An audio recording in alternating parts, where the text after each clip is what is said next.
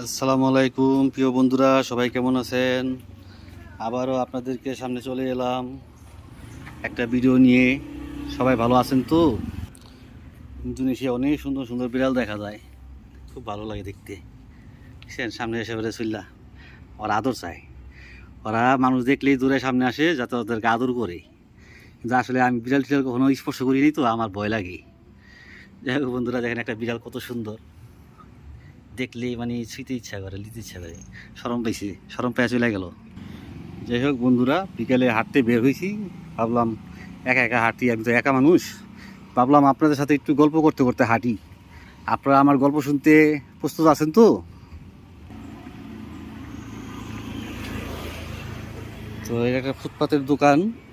এখানে অনেক মানুষ আইসা চা সিগারেট খায়। যে এখানে মাঝে মাঝে আসলে দেখা যায় যে অনেক ছোট ছোট, মানে অল্প বয়সের, 8 বছর 10 বছর 12 বছর 15 বছর এরকমের ছেলে মেয়ে অবাধে ওপেন সিগারেট খায়। বিষয়টা খুবই একটা আফসোসের ব্যাপার। আমার এগুলো দেখতে অনেক খারাপ লাগে, কিন্তু কি আর করা। তো বন্ধুরা, এই আপনার একটা গাছ দেখাচ্ছি, দেখা যায় কিনা জানি না। এই একটা গাছ, আম গাছ। এই গাছটার মধ্যে 3-4 রকমের আম হয়।